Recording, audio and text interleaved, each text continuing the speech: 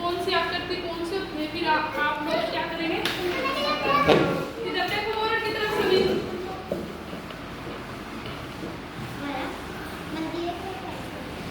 देखो, ये कौन सी आकृति है, तीन भुजाओं से ये क्या है, और ये क्या है, और ये क्या है, और ये वर्ग है ना।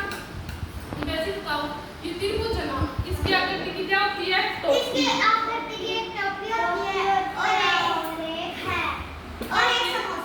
हाँ समोसा। और गोल आकृति की क्या होती है, और क्या होता है, फुटबॉल भी होता है, तरबूज नहीं होता, अंडाकार होता है। ये क्या है, आयत। आयत के जैसा क्या,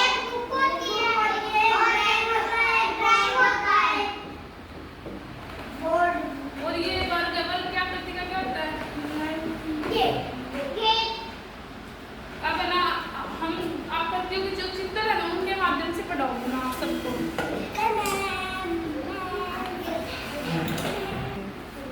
अब इधर देखो सभी बच्चे, इधर दिखाओ, ये क्या है, ये क्या है, आयत है। ये क्या है, कौन सी आकृति है, आयत कितनी भुजाओं से मिलकर बनती है, 4 भुजाओं से। ये क्या है, त्रिभुज। त्रिभुज कितनी भुजाओं से मिलकर बनी है, 3 भुजाओं से।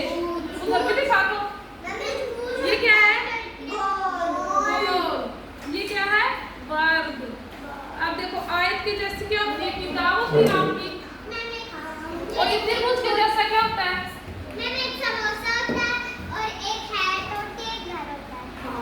और ये गोल आकृति का क्या होता है, और वर्ग की आकृति का क्या होता है, गेंद बोलना चाहिए। अब बच्चों समझ में आ गई आकृतियों के बारे में, सही। तो अब आप ये बताएगी, आप खड़े हो, आयत के जैसा क्या होता है, वो त्रिभुज के जैसा होता है।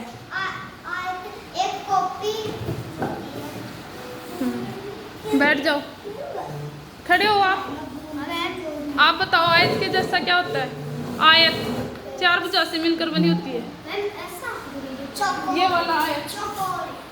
इसके जैसे किताब होती है, और त्रिभुज के जैसा क्या होता है, त्रिभुज के जैसा समोसा, टोपी।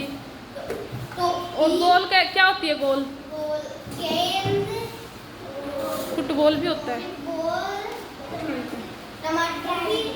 अब आप खड़े हो, आप बताओ आयत के जैसा क्या होता है,